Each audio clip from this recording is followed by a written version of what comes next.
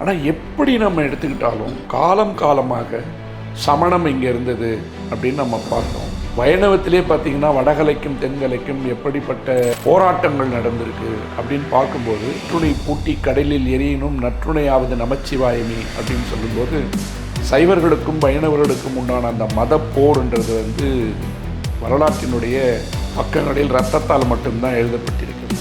ஸ்ரீரங்கம் கோயிலுக்கு சுற்றி இருக்கின்ற அந்த மதில் சுவர்கள் எல்லாம் உடைக்கப்பட்டு அப்போ ஒரு பழக்கம் எப்படி இருந்ததுன்னு கேட்டிங்கன்னா, படையெடுத்து வருகின்ற இஸ்லாமியர்களுக்கு எது மூலவர் எது உற்சவர்னு தெரியாது. மூலவர் என்பது பஞ்சலோகத்தில் செய்யப்பட்டிருக்கும், உற்சவர் என்பது வேறு வடிவங்களில் வெளியில் இருக்கும். அந்த மூலவருக்கு கீழே தான் தங்கம், வைரம், வைடூரியம் போன்றவையெல்லாம் நவ லோகங்கள் பதிக்கப்பட்டிருக்கு. மனிதனாக வாழ்ந்து கொண்டிருந்த சுல்தான் என்ன சொல்கிறான்னு கேட்டிங்கன்னா, அங்கிருந்து எடுக்கப்பட்டு கொண்டு வந்த சிலை கடவுளுடைய மூல வடிவம் என்னுடைய பெண்ணினுடைய கையில் இருக்கிறது. அந்த பெண்ணுக்கு பேர் சுரதானி. காலையில் நைவேத்தியம் பண்ணும்போது பெருமாளுக்கு ரொட்டி, வெண்ணெய் எல்லாவற்றையும் இஸ்லாமிய முறைப்படி திருவரங்கனுக்கு படைக்கின்ற பழக்கம் இன்னை வரைக்கும் இருக்கு. இந்த 14ஆம் நூற்றாண்டு தொடங்கிய பழக்கத்திலிருந்து இன்றைய தேதி வரை கிட்டத்தட்ட 800-600 வருடங்கள் தாண்டிச்சு. இந்த 600-620 வருடங்களாக துலுக்கநாச்சியார் என்பவர் தெய்வமாக நிற்கிறார். அவருக்கு வழிபாடு நடத்தப்படுகிறது. பிரகாரத்தில் அவருக்கு ஒரு சந்நிதி ஒதுக்கப்பட்டிருக்கிறது. பெருமாள் லுங்கி அணிகிறார். அருந்தமிழ் நேயர்களுக்கு வணக்கம். தமிழர் வேறு தேடி நிகழ்ச்சியில் தமிழர்களுடைய கலை, இலக்கியம், பண்பாடு, சமயம் ஆகியவை எப்படி இருந்தது, எப்படி வளர்ந்து வருகிறது என்பது குறித்து நம்மிடம் தொடர்ச்சியாக மூத்த வழக்கறிஞர் ஐயா பாலு அவர்கள் பேசி வருகிறார். அந்த வரிசையில் இன்று நாம் அவரோடு பேச வந்திருக்கின்றோம். வாருங்கள் நிகழ்ச்சிக்கு செல்லுவோம். வணக்கம் ஐயா. வணக்கம்.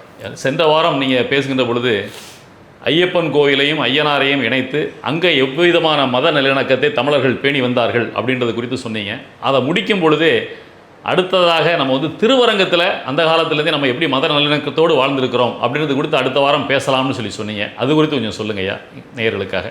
அதாவது நம்முடைய தமிழருடைய பண்பாடுன்றதே எல்லா இடங்களிலும் அமைதியை பரப்புபவர்களாகவும் அன்போடு வாழ்வது என்பதே தமிழருடைய அடையாளம்ன்றதால தான் அன்பே சிவம்ன்ற சொல்லாடலே உலகத்திற்கு சொல்லப்பட்டது. அன்பே சிவம் என்பதற்குள் எல்லாம் அடக்கம். அதே நேரத்தில் வள்ளலாருடைய வழிமுறைகள், எந்த வழிமுறைகளை எடுத்துக்கொண்டாலும் தமிழ் என்கின்ற ஒரு கலாச்சாரம் போதிப்பது என்பதே அமைதி, அன்பு. அவருடைய வீரம் என்பது வேறு, படை நடத்துதல் என்பது வேறு, பகைவர்களோடு இருப்பது என்பது வேறு. அதெல்லாம் கலிங்கத்து பரணியெல்லாம் பேசும். ஆனால் எப்படி நம்ம எடுத்துக்கிட்டாலும் காலம் காலமாக சமணம் இங்கே இருந்தது அப்படின்னு நம்ம பார்க்குறோம். வைணவத்திலே பார்த்திங்கன்னா வடகலைக்கும் தென்கலைக்கும் எப்படிப்பட்ட போராட்டங்கள் நடந்திருக்கு அப்படின்னு பார்க்கும்போது உண்மையிலேயே நாம் பேசுகின்ற அன்பு என்பதெல்லாம் அங்கே நிலவியதா, அமைதி என்பது அங்கே இருந்ததா அப்படின்னு பார்க்கும்போது கற்றுணை பூட்டி கடலில் எரியினும் நற்றுணையாவது நமச்சிவாயமே அப்படின்னு சொல்லும்போது சைவர்களுக்கும் வைணவர்களுக்கும் உண்டான அந்த மத போர்ன்றது வரலாற்றினுடைய பக்கங்களில் இரத்தத்தால் மட்டும்தான் எழுதப்பட்டிருக்கிறது. ஒரு பக்கம் நாம் அதை பேசினாலும் மனிதர்கள் தாங்கள் கொண்டிருந்த நம்பிக்கையின்பால் அவர்கள் போரிடுகின்ற பொழுது அல்லது அதற்குண்டான இடத்தை நிலைநிறுத்துகின்ற பொழுது அங்கே ரத்தம் சிந்தாமல் இருந்ததாக நம்ம எதையும் பார்த்ததில்லை. அப்போது ஒரு மதத்தை வரை மற்றவர்கள் கழுவில் ஏற்றுக்கொள்வதும், சமணர்களை எல்லாம் கழுவில் ஏற்றுக்கொண்டதும், வடகலையும் தென்கலையும் அவர்களுக்குள் நடத்தி கொண்டிருக்கின்ற சண்டை இன்றைக்கி கூட பார்க்குறோம். காஞ்சிபுரத்தில் வடைக்கு ஒரு வருஷமும் சண்டை போட்டுக்கிட்டு முதல் தகவல் அறிக்கை பதிவாகிட்டே இருக்கும், நீதிமன்றத்துக்கு போயிட்டே இருப்பாங்க. அதுவே ஒரு நம்பிக்கையில் வணங்குவது பெருமாள் என்றாலும் கூட ஒன்று வடகலை என்பது சமஸ்கிருதத்தை அடிப்படையாக கொண்டு தேசிகாச்சாரியனுடைய வழிபாட்டு முறைகள் என்று சொல்லப்படுகின்ற இடத்துல ராமானுஜர் இது எல்லாமே தமிழ் மரபுப்படி இருக்கணும், தமிழ் முறைப்படி இருக்கணும், தமிழ் வேதம் தான் ஒலிக்கணும், இறைவனை நாங்கள் பாடல்களாலும் இலக்கியத்தாலும் அர்ச்சிப்பதில் எந்த விதமான தடையும் இல்லை என்பதற்காக அரங்கநாதன் என்பவன் பொதுவானவனாக இருந்தாலும், மால் திருமால் பொதுவானவனாக இருந்தாலும், தமிழ் வழிபாட்டு முறைக்கென்று ராமானுஜர் அவர்களால் உருவாக்கப்பட்ட இடத்துல திருவரங்கம் ஒரு பெரிய இடத்தை பிடிக்கும். இந்த திருவரங்கம் என்று நம்ம வருகின்ற பொழுது நம்ம இந்த இஸ்லாமிய தொடர்புகள் அப்படின்னு சொல்லி வரும்போது அதை ரெண்டு விஷயமாக பார்க்கணும்.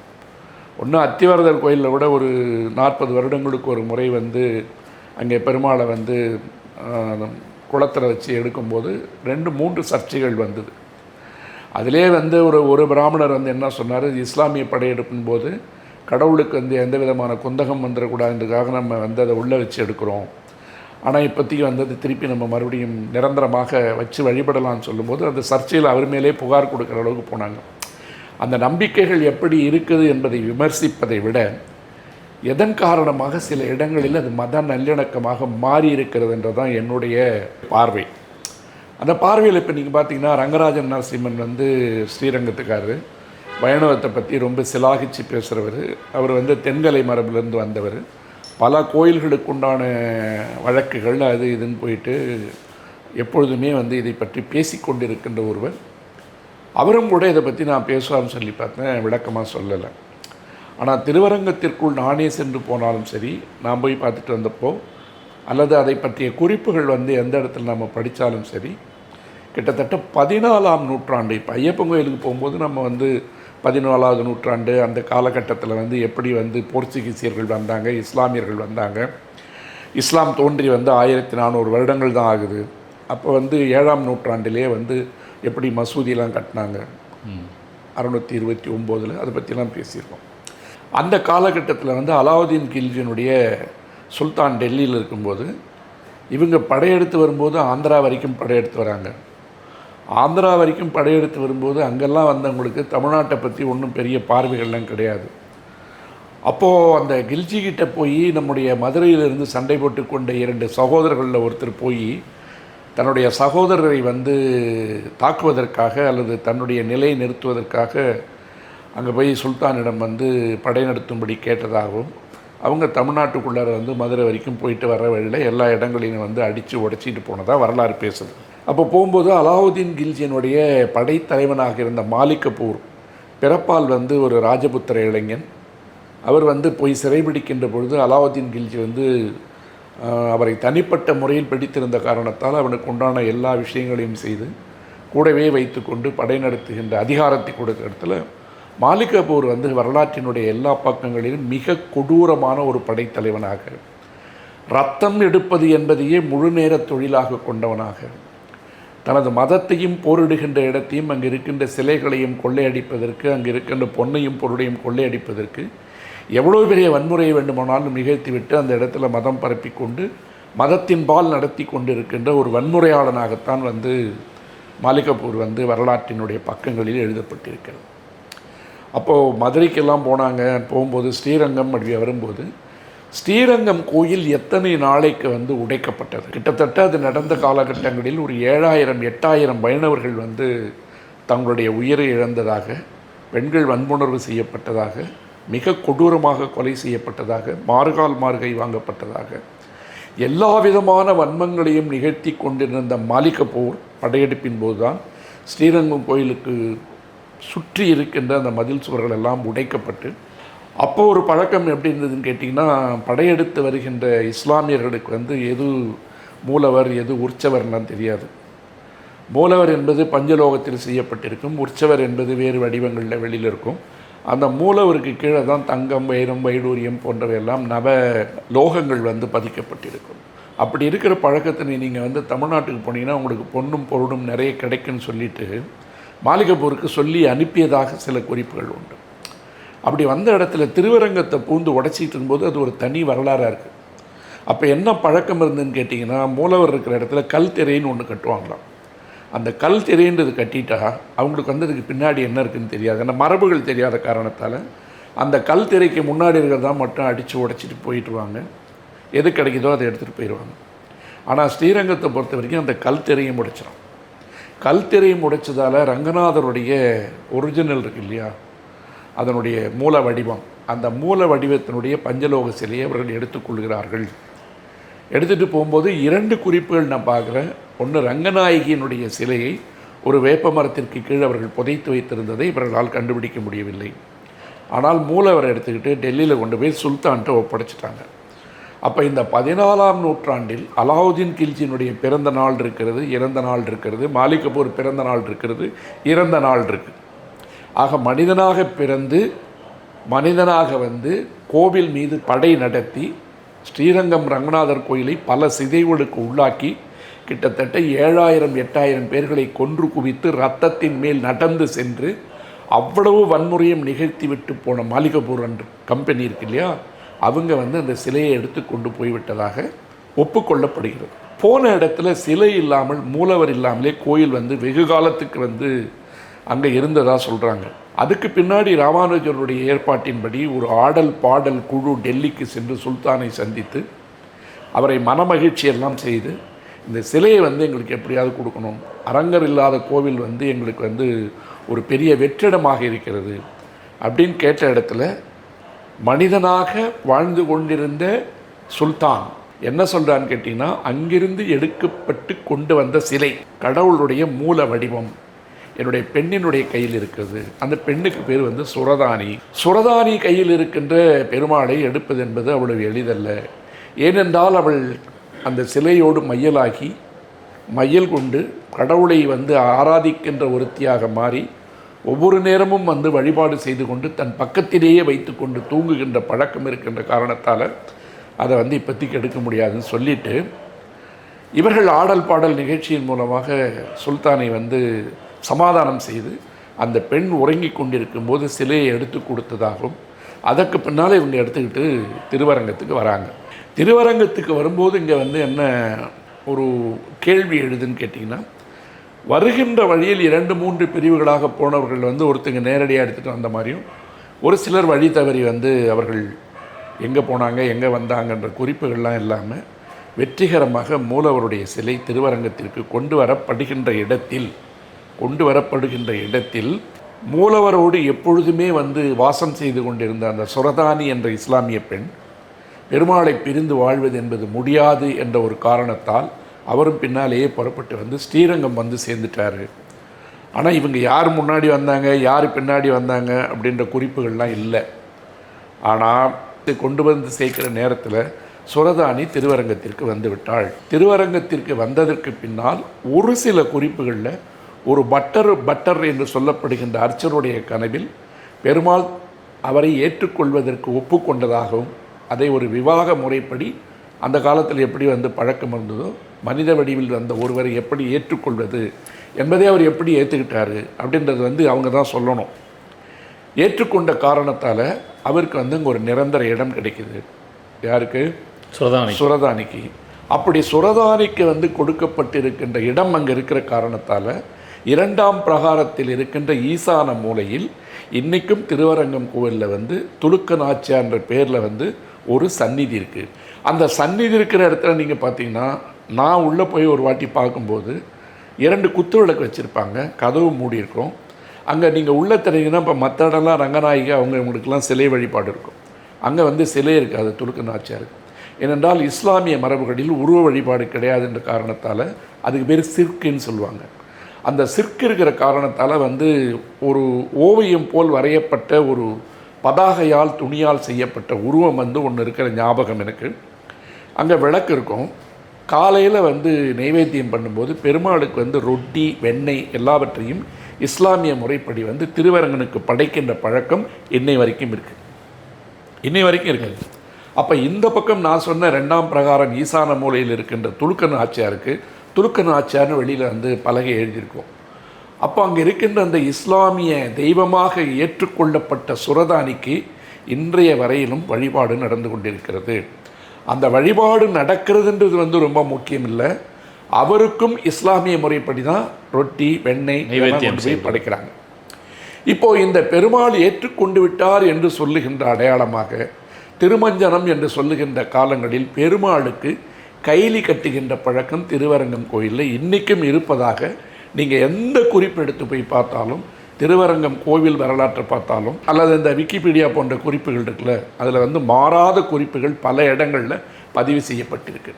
இந்த 14ஆம் நூற்றாண்டு தொடங்கிய பழக்கத்திலிருந்து இன்றைய தேதி வரை கிட்டத்தட்ட 800-600 வருடங்கள் தாண்டிச்சு. இந்த 600-620 வருடங்களாக துலுக்க நாச்சியார் என்பவர் தெய்வமாக நிற்கிறார். அவருக்கு வழிபாடு நடத்தப்படுகிறது.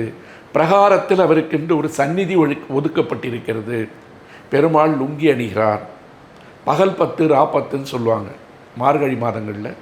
அந்த மார்கழி மாதங்களில் நடக்கிற விழாக்கள்லையும் தொடர்ந்து பெருமாளுக்கு வந்து பகல் 10லையோ அல்லது ரா 10லையோ லுங்கி அணிவிக்கின்ற பழக்கம் உண்டு, வழிபாட்டு முறைகள் உண்டு என்று சொல்லுகின்ற இடத்துல நமக்கு வந்து மானிடனா மனுஷனா ஒரு 2-3 கேள்வி வரும். அப்போ எந்த வடிவத்தில் கடவுள் இருந்தார் என்பதை விட ஒரு இந்த மதம் என்பதையே அழிக்க வேண்டும் என்பதற்காக எங்கு சென்றாலும் கோவிலை உடைப்பதையும் கொள்ளையடிப்பதையும் பிரகாரங்களில் இருக்கின்ற பஞ்சலோக சிலைகளை திருடி கொண்டு போவதும் அவற்றையெல்லாம் கொள்ளையடித்து கொண்டு ஆப்கானிஸ்தானுக்கோ அல்லது மற்ற இடங்களுக்கோ எடுத்து செல்லுகின்ற பழக்கத்தை தான் வந்து முகலாய போர்கள் வந்து நமக்கு நினைவு மூட்டுது. இப்போ நீங்கள் வந்து கஜனி முகமது வந்து சோமநாதபுரம் கோவில் மீது 17 முறை படையெடுத்தார் அப்படின்னு சொல்லும்போது அந்த கோவிலில் இருக்கிற செல்வங்களை கொள்ளையடிக்கிறது தான் சோமநாதபுரம் கோயில் படையெடுப்புன்னு சொல்லுவோம். அது குஜராத்தில் இருக்குது. அப்போ வடநாட்டில் இருக்கின்ற பிரச்சனைகள் என்னன்னு கேட்டிங்கன்னா, இங்கே இருக்கின்ற எல்லா கோவில்களையும் உடைத்து கடவுள் சிலைகளை எல்லாம் உடைத்து உருவ வழிபாடு என்பதை ஒத்துக்கொள்ள முடியாத காரணத்தால் மூல விக்கிரகங்களை கூட உடைத்து தள்ளி அவை எல்லாவற்றையும் அவர்கள் செல்வங்களாக கொள்ளையடித்து கொண்டு போனார்கள் என்ற காரணத்தால் தான் வடநாடு போன்ற இடங்களில் வந்து இப்போவுமே அந்த இஸ்லாமிய இந்து என்று வருகின்ற பொழுது இதுதான் வந்து பிரதானமாக இருக்கும். அதனுடைய அடிப்படையில் தான் இந்த மத மாச்சரியங்களும் அந்த மத வேறுபாடுகளும் வெறுப்பு பேச்சுகளும் ஒரு மதத்திற்கு இன்னொரு மதம் ஆகாமல் போனதுமாக அங்கே இருக்கிற இடத்துல நீங்கள் பார்த்தீங்கன்னா திருவரங்கம் சொல்கிற கதையே வந்து ஒரு நான் ஐயப்பன் கோயிலுக்கு எப்படி சொன்னனோ அதே போன்று அதை மத நல்லிணக்கம் நீங்கள் எடுத்துக்கிட்டிங்கன்னா மனித உருவில் மாற்று மதத்தில் அதுவும் இந்து மதத்தை ஏற்றுக்கொள்ளாத ஒரு படைத்தளபதி வந்து இரத்தத்தின் மீது நடந்து சென்று கோவிலை கொள்ளையடித்து எடுத்துக்கொண்டு போன ஒரு விக்கிரகத்தை ஒரு இஸ்லாமிய பெண் தனக்குண்டான கடவுளாக கொண்ட மீரா மாதிரி தனக்குண்டானவனாக கடவுளை மாற்றி ஏற்றுக்கொண்டு அதற்காகவே வாழ்ந்து அரங்கனை பிரிந்திருக்க மாட்டேன் என்று திருவரங்கம் வந்து அவரையும் கடவுள் ஏற்றுக்கொண்டு சன்னிதானத்தில் இன்றைக்கும் நாம் வச்சிருக்கிறோம்னு சொன்னால் இந்த வரலாற்று குறிப்புகளில் நம்ம பார்க்க வேண்டியது நான் சொன்ன மாதிரி அலாவுதீன் கில்ஜிக்கும் பிறந்த நாள் இறந்த நாள் இருக்குது, மாலிக் கபூருக்கும் பிறந்த நாள் இறந்த நாள் இருக்குது, இந்த பெண்ணுக்கும் பெயர் இருக்குது. பெயரோடு வந்திருக்கின்ற ஒருவரை இறைவனே ஏற்றுக்கொண்டு விட்டான் என்று எழுதி வைத்திருக்கின்ற இடத்தில் இன்றைய வரைக்கும் வழிபாடு நடத்தி கொண்டிருக்கின்ற இடத்துல இந்த இடத்துல நம்ம ஸ்ரீரங்கம் கோயிலுக்கு வந்து மாண்புமிகு பிரதமர் நரேந்திர மோடி வந்தார். நரேந்திர மோடி வரும்போது அந்த கோயிலில் உட்காந்து மெடிடேஷன் அது இதெல்லாம் பண்ணார். அப்போ வந்து அவருக்கு வந்து கம்பராமாயணத்தினுடைய கடவுள் வாழ்த்து பாடல் தான் முதல்ல பாடி அவருக்கு வந்து தமிழினுடைய சிறப்புகள்லாம் வந்து பண்ணாங்க. உலகம் யாவையும் தாமுள வாக்கலும் நிலைபெறுத்தலும் நீக்கலும் நீங்களா அழகிலா விளையாட்டுடையார் அவர் தலைவர் அன்னவருக்கே சரண் நாங்களே பாட்டு வந்து அன்றைக்கி பாடினாங்க. அதே நான் சொன்ன ரங்கராஜன் நரசிம்மன் வந்து மோடிக்கு வந்து வைணவ வழிபாடுகள் பற்றிலாம் தெரியாது, அத்வைதம் துவைதம்லாம் அவருக்கு தெரியாது, விசிஷ்டாத்வைதம்லாம் என்னன்னு தெரியாது அப்படின்னு சொல்லிட்டு ஒரு மிகப்பெரிய விமர்சனத்தை வந்து அந்த நேரத்தில் வச்சாங்க. இது அரசியல் இல்லை, இறைவன் சார்ந்த இடம்ன்றதால் நான் சொல்கிறேன். அப்படி வந்து ஒரு விமர்சனம் பிரதமர் மோடி அவர்களுக்கே வைக்கப்பட்டது. அப்படி வைக்கப்பட்ட இடத்துல நீங்கள் வந்து பார்த்தீங்கன்னா நம்ம வந்து ஐயப்பன் கோயிலுக்கு நான் அதே கேள்வி தான் கேட்டேன். என்ன கேள்வி கேட்டேன்னு கேட்டிங்கன்னா, ஐயப்பன் மனிதனாக பிறந்து போகின்ற இடத்தில் அங்கே பாபர் என்று சொல்லப்படுகின்ற பாபர் ஒரு துணையாக வந்து ஒரு கோயிலுக்கு போய் இன்னமும் கடவுளாக அங்கே இருக்காங்க. இங்கே கடவுள் மீது மையல் கொண்ட காரணத்தால் அந்த பெண் கடவுளை பிரிந்திருக்க முடியாது என்று வந்ததை பெருமாள் ஏற்றுக்கொண்டதாக எல்லா இடங்களிலும் பதிவு செய்திருக்கின்ற நம்மவர்கள் இன்றைக்கும் வழிபாடு பண்ணிகிட்ருக்கோம், நைவேத்தியம் பண்ணிகிட்ருக்கோம். அப்போ தமிழ்நாடு வந்து எப்படி மத நல்லிணக்கத்தில் சிறந்ததாக இருக்கிறது என்று சொன்னால் அவன் நாகூருக்கு போனாலும் சரி, வேளாங்கண்ணி கோயிலுக்கு போனாலும் சரி, அல்லது இஸ்லாமிய மரபுகளை வந்து தர்காவுக்கு போகிறதா இருந்தாலும் சரி, ஏற்றுக்கொள்ளுகின்ற மரபு இருக்கின்ற இடத்துல கடவுளாகவே ஒரு பெண்ணை ஏற்றுக்கொள்ளுகின்றார். கடவுளாகவே ஒரு பெண்ணை ஏற்றுக்கொள்ளுகின்ற அளவிற்கு அவனுடைய மனதில் வந்து சமரசமும் சமாதானமும் இருக்கின்றது வந்து ரொம்ப முக்கிய செய்தி. இப்போ இது இறை நம்பிக்கையெல்லாம் விட்டுட்டு பார்த்தீங்கன்னா, ஏன்னா இந்த இறை நம்பிக்கையிலும் போனீங்கன்னா நிறைய கேள்வி கேட்கணும். காலம் ஒன்று இருக்குது. ராமானுஜர் காலம் வந்து ஒரு பிறந்து வாழ்ந்து மறைந்தவர். இவங்க படையெடுத்து வந்தவங்க, மதத்தை அழிக்க வந்தவங்க அப்படின்னு வந்து வரலாற்று குறிப்புகள் சொல்கிற இடத்துல இரண்டும் இணங்கி போகின்ற ஒரு இடமாக திருவரங்கம் வந்து இன்றைக்கும் ஒரு அடையாளமாக இருக்குது. தமிழ்நாடு இருக்குது. இல்லை, அதுக்கு இன்னும் ஒன்று சொல்ல வேண்டியது இருக்குது. இப்போ வைணவ மரபில் நீங்கள் பார்த்தீங்கன்னா இந்த சைவ வைணவ மோதல்கள் இருக்குல்ல, அப்படி இருக்கும்போது நிறைய வைணவர்கள் வந்து தமிழ்நாட்டிலேருந்து தப்பிச்சு போய் கர்நாடகாவில் வந்து ராமானுஜர் காலத்தில் போய் அங்கே நிறைய பேர் வந்து அங்கேயே தங்கிட்டாங்க. அப்படி வந்து புலம்பெயர்ந்து போனவர்கள் வந்து கர்நாடக மாநிலத்தில் போய் தங்குகின்ற இடத்துல மேல்கோட்டைன்ற ஊரில் வந்து அவங்க அதிகமாக வாழ ஆரம்பிக்கிறாங்க. அந்த மேல்கோட்டை என்ற ஊர் தான் நம்முடைய முன்னாள் முதல்வர் ஜெயலலிதா அவர்களுக்கும் பிறந்த ஊர். அப்போ அந்த வைணவ மரபில் வந்த காரணத்தால் தான் அவர்கள் மைசூரில் பிறந்து வளர்ந்தாலும் கூட தமிழ் வைணவ முறைப்படி தென்கலை வழிபாட்டை பின்பற்றுகின்ற ஒரு பிராமணராக தான் ஜெயலலிதா பிறந்து வாழ்ந்தார்ன்றது நமக்கு கண் முன்னாடி நடந்த சான்று. அப்போ அந்த மேல்கோட்டை இருக்கு பாருங்க, அங்கே இருக்கிற கோவில் தமிழ் மரபுப்படி கட்டப்பட்ட கோவில். அந்த கோவிலுக்கு பேர் ஆதி ரங்கநாதர் கோவில்னு பேர். அந்த ஆதி ரங்கநாதர் கோயிலில் இருக்கிற பெருமாள் இருக்கு இல்லையா, அவருக்கு பேர் செல்வ கிருஷ்ணான்னு பேர். செல்வ கிருஷ்ணான்னா செல்லக்கண்ணன் அப்படின்னு சொல்கிறாங்க கன்னடத்தில். செல்வக்கண்ணா, செல்வ கிருஷ்ணா அப்படின்னு சொல்லும்போது அந்த கோவிலில் அதே காலகட்டத்தில் இருக்கிற குறிப்புகளையும் வரலாற்றையும் நீங்கள் எடுத்து பார்த்தீங்கன்னா, அங்கே மேல்கோட்டையில் இருக்கின்ற பெருமாளையினுடைய விக்கிரகத்தையும் இதை போல் உடைத்து கொண்டு எடுத்துக்கொண்டு போனதாகவோ, அல்லது இங்கிருந்தனுடைய மறுபதிவு தானே அந்த கோவில், ஆகவே அங்கேயும் கடவுள் இல்லாமல் இருந்ததாகவும், அந்த இடத்துல சுரதானி வந்தார் இல்லையா, அங்கே அவர் கடவுளால் ஏற்றுக்கொள்ளப்பட்ட காரணத்தால் அவர் அங்கே பிபி நாச்சியார் அப்படின்ற பேரில் அழைக்கப்படுகிறார். மேல்கோட்டையில். அப்போ ஒன்று செய்வோம், இவங்க இங்கேருந்து போய் அந்த காலகட்டத்தை அந்த கோயிலை மறுபதிப்பு செய்கிறாங்கன்னு வச்சுப்போம். இப்போ திருப்பதியில் இருக்க கோயிலுக்கு ஸ்ரீநகரில் ஒரு பதிவு இது இருக்குது இல்லையா, ஒரு படிவம் இங்கே இருக்குது, அந்த மாதிரி வச்சுப்போம்.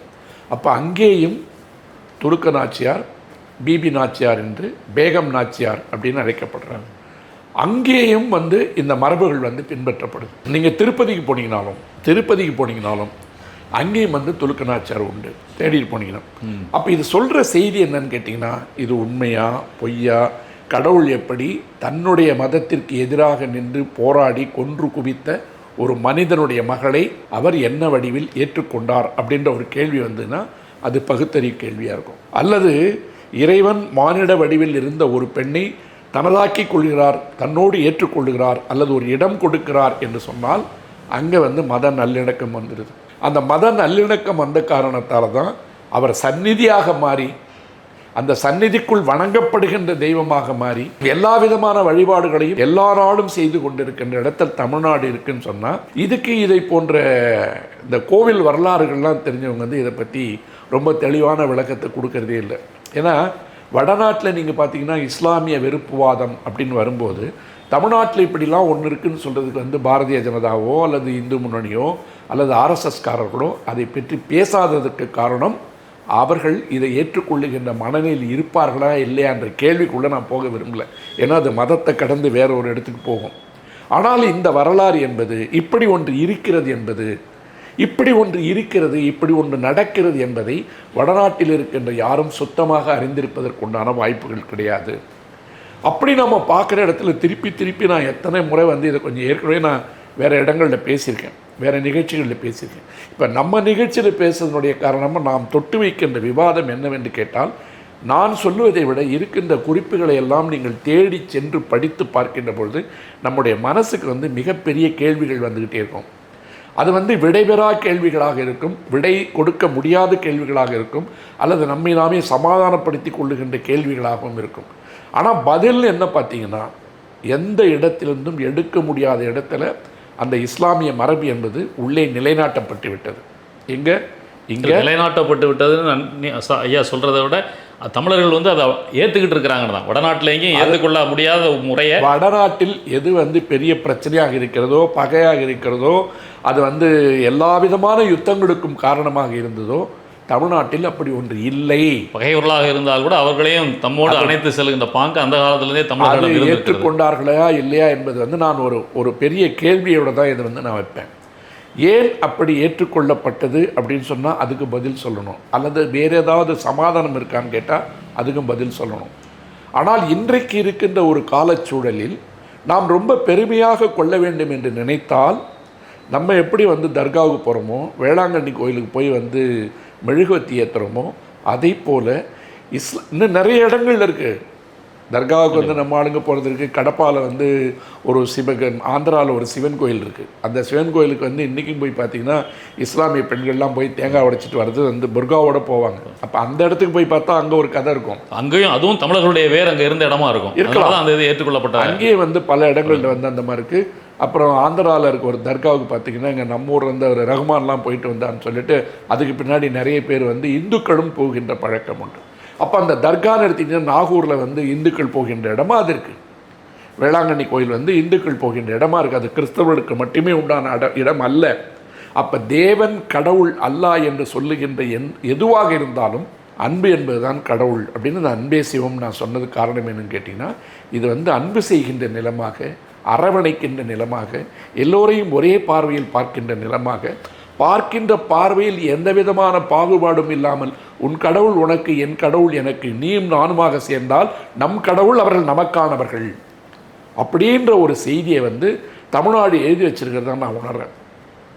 பகுத்தறிவினுடைய அடிப்படையில் நீங்கள் போனீங்கன்னா அதுக்கு பல கேள்விகள் வந்து உண்டு, விவாதங்கள் உண்டு, அதையும் நம்மால் செய்ய முடியும். ஆனால் அதற்குண்டான காலகட்டத்துக்குள்ளே நம்ம நுழையாமல் வெளிப்படையாக நம்ம பார்த்தோம் கேட்டிங்கன்னா, தமிழ்நாட்டுக்கு வந்து இந்த பெருமை வந்து ஒரு மிகப்பெரிய பெருமை அப்படின்னு நம்ம சொல்ல முடியும். ஏன்னு கேட்டிங்கன்னா, உயிரோடு பிறந்து வளர்ந்து ஒரு பெண்ணாக இருந்து இறப்பும் பிறப்பும் தெரிந்த தேதி தெரிந்த ஒருவரை கடவுள் ஏற்றுக்கொள்ளுகிறார் போது உங்களுக்கு எனக்கு என்ன பிரச்சனை இல்லையா? இறைவன் ஒரு நாள் உலகிற்கு வந்தான், எல்லோரும் பின்னால் சென்றார்கள், சென்றதற்கு பின்னால் அவர்கள் அடித்து கொண்டார்கள், வந்து சென்றது யாருடைய கடவுள் என்று அப்படின்னு ஒரு சொல்லாடல் உண்டு. கண்ணன் பிறந்தான் இவர்கள் எல்லாம் இந்துவானார்கள், இயேசு பிறந்தான் இவர்கள் கிறிஸ்துவரானார்கள், அல்லாஹ் வந்தார் இவர்கள் இஸ்லாமியர்களானார்கள், யார் வந்தால் இவர்கள் மனிதனாவார்கள் அப்படின்ற ஒரு கேள்வி இருக்கு. யார் வந்தால் இவர்கள் மனிதராவார்கள். தமிழர்கள் மனிதர்களாக தான் இருந்திருக்கிறாங்க. அது மற்றவர்களோடு ஒப்பிடுகின்ற பொழுது, அதாவது ஒப்பிடுகின்ற பொழுது மனிதர்களாக இருந்தார்கள் என்பதை விட இவனுக்கு இருக்கின்ற ஏற்றுக்கொள்ளுகின்ற மனோபாவம், மனப்பக்குவம்னு ஒன்று இருக்குல்ல, எல்லோரையும் ஏற்றுக்கொள்ளுகின்ற மனோபாவம், மனப்பக்குவம் இருந்த காரணத்தால் தான் எல்லாரும் இங்கே வந்து வசதியாக வாழ முடியுது. இன்றைக்கு நடந்துக்கிட்ட பிரச்சனையாக கூட பார்த்தீங்கன்னா, ஒரு தண்ணி வரணுன்னா கூட எல்லையில் நின்றுக்கிட்டு வந்து இன்றைக்கும் போராடுற கட்டத்தில் தான் மற்றவர்கள் நம்மை பார்த்து கொண்டிருக்கிறார்கள். ஆனால் நம்ம எதெல்லாம் வந்து உலக பார்வையாக பார்த்துருக்கோம். ஏதோ ஒரு இடத்தில் எங்கோ தோன்றிய மதம், அரேபியாவில் தோன்றிய மதம் பல நாடுகளை கடந்து அது போராக மாறி உருமாறி வந்துகின்ற இடத்துல ரத்தமும் சதையுமாக அப்படின்னு சொல்கிற இடத்துல இது நடந்து வரலாறு. இத்தனை பேர் வந்து அவங்க கொலை பண்ணாங்க, 7000 8000 பேர் வந்து அந்த படையில் வந்து உயிர் நீத்தார்கள், உயிரோடு கொல்லப்பட்டார்கள்ன்றதுனா நீங்கள் அந்த கோவிலோட வரலாற்றில் போய் பார்த்தீங்கன்னா கோவில் ஒழுங்கு அது இது நிறைய நூல்கள் வந்திருக்கும். ராமானுஜர் காலத்தில் வந்து அவங்க பட்ட கஷ்டங்கள், அவருடைய நம்பிக்கையை அவர்கள் காப்பாற்றி கொள்வதற்கு சைவமும் வைணவமும் எவ்வளோ சண்டை போட்டுச்சு, சமணர்களோட எவ்வளோ சண்டை போட்டுச்சு, இதெல்லாம் தாண்டி வடகலையும் தென்கலையும் எவ்வளோலாம் சண்டை போட்டுக்கிச்சு என்று பார்த்தாலும் இது வந்து இந்த நம்பிக்கைகளுக்குள் இருக்கின்ற விவாதங்கள் பல இடங்களில் இரத்த களரியாக மாறியிருந்தாலும் கூட தமிழ்நாடு என்பது எப்பொழுதும் அமைதி பூத்து குலுகின்ற ஒரு இடமாக கிட்டத்தட்ட இப்போ ஒரு 500-600 வருட கால வரலாற்றில் நீங்கள் பார்த்தீங்கன்னா இந்த சகோதர சண்டைகள் இருக்குல்ல, சேர சோழ பாண்டியர்கள், அதை கடந்து நீங்கள் பார்த்தீங்கன்னா எல்லா இடங்களிலும் இறைவன் என்பவன் மிகப்பெரிய இடத்தில் வைக்கப்பட்டிருந்தாலும் ஏற்றுக்கொள்ளுகின்ற மனோபாவம் இருக்கு பாருங்கள், அது இருப்பது தான் நம்முடைய சிறப்புன்னு நான் நினைக்கிறேன். நன்றிங்க ஐயா. வணக்கம். தமிழாவோம், தமிழோடு வாழ்வோம்.